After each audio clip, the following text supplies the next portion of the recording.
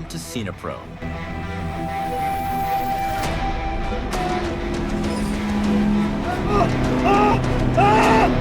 where we bring your favorite movies back to life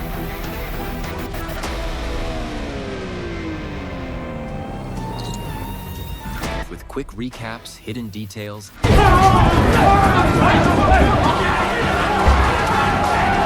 and everything you missed.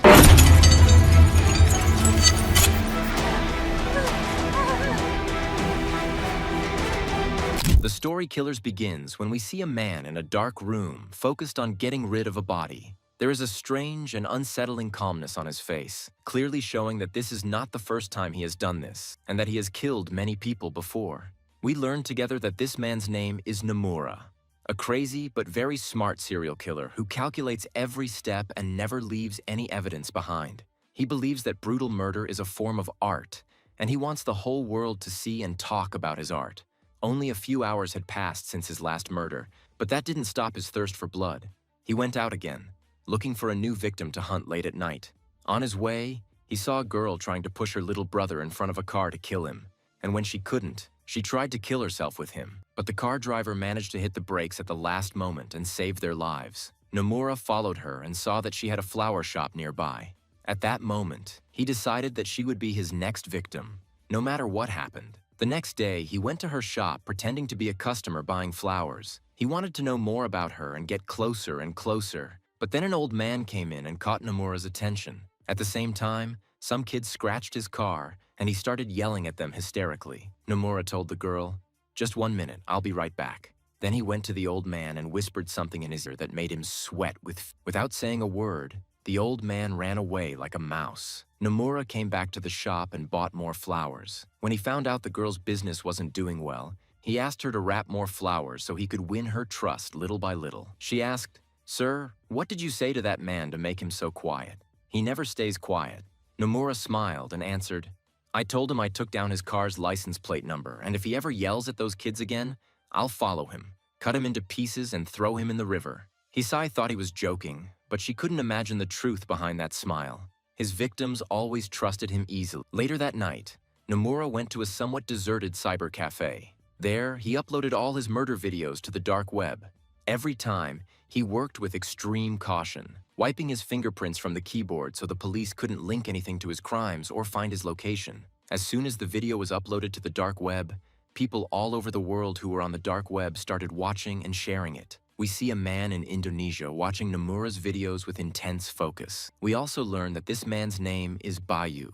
On the outside, he seems like a normal person, but he really enjoys watching these violent videos. Bayu used to be a professional journalist, but he was so honest in his work that he once got into trouble with a powerful man. That man stabbed Bayu in the stomach, and now his situation has forced him to work as a photographer, a job he wasn't good at, and that didn't pay well. Once, Bayu was trying to cover a popular story, but when he couldn't get any footage, he started chasing his target himself to get exclusive shots and prove to people that he was still a brave journalist. The target was named Dharma, a powerful businessman with influence. As soon as Dharma found out that this was the same journalist who had ruined his reputation before, he sent his men, who gave Bayu a proper beating. They didn't just beat him, they also broke his camera and slashed his car tires so he couldn't chase them. The next day, Bayu learned that the court had acquitted Dharma of beating his wife because of his connections and influence. As soon as he heard this, the last bit of hope he had was completely shattered, and he was filled with anger and tension. Bayu went back to watching violent videos to escape his frustration, but suddenly his daughter walked in, so he quickly closed the laptop so she wouldn't see anything. After that, Bayu took his daughter Layla to her mother. Bayu loved his wife Dina very much, but after he lost his job, he became tense and nervous all the time. This tension gradually created a rift in their relationship, and eventually Dina divorced him and decided to stay away from him. Now, because Dharma's men had slashed his car tires, he called a taxi to go home. The trip was long, and the night was quiet. He dozed off, but when he woke up, he saw that the driver had entered a deserted, unlit area. After a while, the driver's friend got in the car, pointed a gun at Bayu's head, and tried to rob him by force. They wanted to film him in a compromising situation to blackmail him and steal more money. Bayu tried to defend himself, but he was alone, and things quickly turned into a physical fight. Blood started to flow in the car. One of them, attacked violently. But in a moment of despair, Bayu grabbed the gun tightly and without hesitation blew one of their heads off. The other quickly tried to reload the gun, but before that, Bayu took the gun and rained bullets on him while trembling in shock. On the other side, we see Nomura, who trapped a new girl in his web. She had no idea that the gentleman she saw was actually one of the most dangerous serial killers. Nomura took her home and did to her what he had done to the other girls before her. She begged him for mercy and cried until her voice was silenced. But the more she begged, the worse Nomura became. In the end, he put a bat in her mouth and broke all her teeth, then cut her up and started eating her raw flesh. Back in Indonesia, when Bayu opened his eyes, he was in great pain. We see that after he killed the thieves, he filmed them and uploaded the video to the dark web. At that time, Nomura also saw the video Bayu had uploaded. He was very impressed with the work, but he never realized that this was the man's first murder. Bayu was easily tracked, and Nomura sent him a video call link. Bayu acted innocent, as if he knew nothing about the previous night, but Nomura, with his skill, warned him that next time he should upload the video from a public server so he wouldn't get caught like an amateur. After that, Bayu went to drop off his daughter at her grandfather's house, where he learned they had found her a new suitor named John, a very successful and good man with all the qualities of a good husband, qualities Bayu himself could never have. Sitting among them, Bayu became even more tense, to the point that his mind became extremely sensitive and he could hear his own heartbeat. Before his head exploded, he got up from among them and walked away without saying a word. Now he couldn't sit among ordinary people for even a minute, and he needed to talk to someone exactly like him who would understand without judging him. So he immediately messaged Nomura and got a reply that he wanted to video call him right away. He put his hand over the camera so his face wouldn't show, and Nomura was also wearing a mask. At that moment, Bayo asked, "Why do you kill people?" Nomura replied, "I used to be just like you. Then one day I stopped thinking and just started feeling. The first time I saw fear in someone's eyes, I felt I existed, just like you, so tell me, who do you want to kill now?" Bayo saw on TV an interview with Harma's lawyer, Robert, who was lying and justifying all the crimes as misunderstandings. After that, he decided Robert would be his victim. This decision was the most decisive in his life. He followed Robert's car, found out where he lived, and every detail about him. Meanwhile, Nomura went to meet Hisai again. Now the two started talking well, and for the first time, Hisai opened her heart to him. She told him her brother had autism, a disease where the child's brain doesn't fully develop, and she'd always felt responsible for him. When she asked about him, she learned his childhood wasn't good. When he was young, his sister and parents died, and the money they got from insurance he used to travel to America, where he worked in a restaurant, then returned to Japan. As he was telling his story, Nomura became very emotional, but at the same time, he told her, "If your brother died, everything would be easier for you, right?" She said, "How dare you talk about my brother like that? Get out of here now." Nomura thought about killing her then, but killing her in broad daylight could be dangerous for him, so angrily he left in silence. To calm the rage inside him, he wanted to kill anyone that night. He gave money to a woman standing in the street and took her with him in his car. As she tried to get close to him, Nomura saw Hisai's face instead of hers, so he slammed the brakes so hard that the woman's head hit the dashboard and her nose bled profusely. Angry, the woman got out of the car cursing him. When her boyfriend saw Nomura had hurt her, he beat him up badly and took all Nomura's money and cards so he wouldn't do it to another woman. Nomura went back home, his blood boiling. On the other side, we see Bayo, who entered Robert's house quietly like a ghost. When Robert saw him, he attacked him in fear to save his life. But Bayo accidentally fired a shot. Luckily, it only grazed Robert. Now Bayo didn't know what to do. Then he heard the sound of someone crying inside the house. Bayo followed the sound slowly. When he lifted the curtain, he found a small child in Robert's bathroom, whom Robert was torturing severely in a horrific way. After that, Bayo beat Robert so hard, Robert said, "Please have mercy." Bayo poured gasoline on him and burned him alive. Finally, he found a reason to kill, for justice for the people. The next day, when he went to meet his daughter, he was upset from the start. When he saw John with her, his anger grew louder, and his behavior made Layla tremble. And Dina couldn't stand him anymore. She screamed, "Get out of here, I never want to see your face again."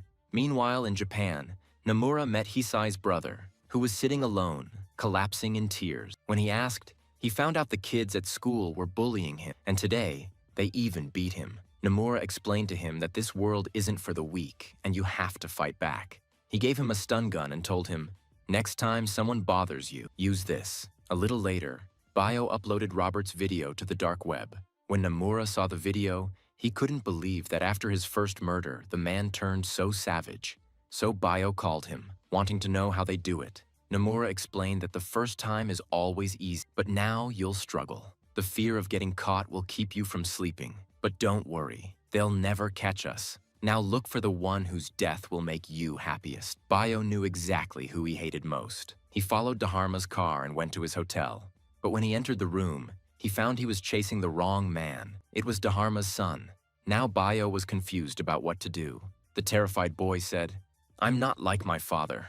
As he spoke, Bio felt his voice was familiar. At that moment, Bio realized he knew him. Without delay, he shot Dharma's son. On the other side, we see Nomura chasing a girl, and in the midst of it, his eyes landed on the man who had beaten him. As soon as he saw him, his eyes turned red, and he followed him to the club. When the man entered the bathroom, Nomura followed him and said in a loud voice, "So, you recognize me now?" Before the man understood anything, Nomura attacked him with a knife. He used to only kill girls, but this was the first time he killed a man. His mind broke, and his face showed he didn't enjoy it. As he was leaving, he saw the girl who had escaped him that night. Nomura grabbed her, took her out, and beat her until she passed out. As he put her body in the trunk, some officers approached him and told him his car was parked illegally. One of them was suspicious and asked for Nomura's license, noticing he was educated and rich. So his boss told him to let him go. In the midst of this, the girl got out of the car, but before the officers turned around, Nomura stabbed her again and locked her in. On the other side, after killing Dharma's son, Bio was looking for any way out. A little later, the guards broke down the door and when they saw the body of the son of the most powerful man they immediately started the chase. Bio was hiding in the closet, but as soon as the guards suspected him, he ran outside.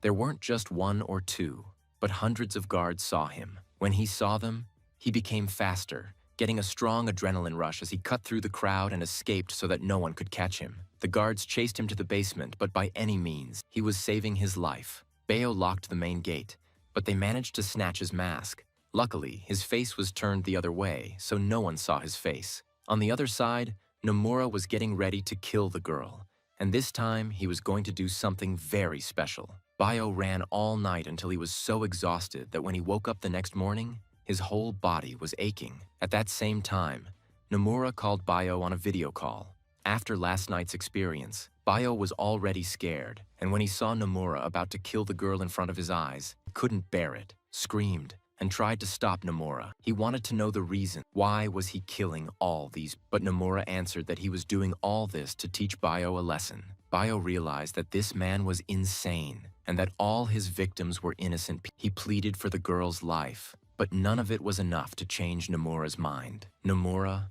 with an axe, was about to split the girl's head in two, but at that moment, someone rang the bell. We see that it's Hisai at the door, who wanted to talk to him about her brother.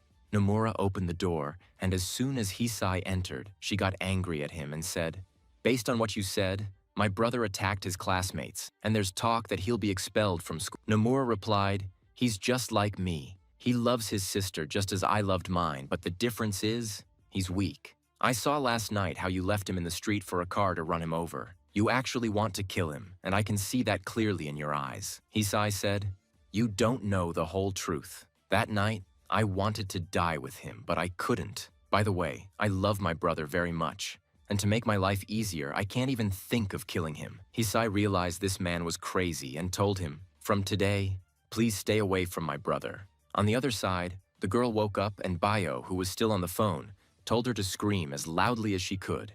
After a while, Hisai heard the screams. Nomura was about to silence her, but at that moment, he felt it was too late and that he had to kill them both. He tried to strangle Hisai, but she stunned him with her taser and followed the sound of the girl. Finally, she found the torture room. Bayo told them to escape before Nomura returned. As they were leaving, they entered another room, and what they saw was truly terrifying because inside was a completely decomposed corpse. Suddenly, Nomura attacked them, but Hisai quickly hit him on the head with a metal object. knocking him out from the pain, and the two escaped. But as soon as Hisai started the car, Nomura attacked them again. The other girl crawled, trying to escape, but unfortunately Nomura caught her. Then, covered in blood, Nomura approached Bayo and told him that the two really tried, but no matter how fast the prey runs, it never escapes the hunter. Bayo immediately shut his laptop and went to sleep, and when he woke up, he saw his daughter in his house. Dina had come to say goodbye for the last time. Bayo felt he had made a huge mistake and apologized to her, promising to fix everything. Dina tried to understand him, but in the end, she gave in and decided to give the relationship another chance. On the other side, Nomura said goodbye to his sister's corpse for the last time.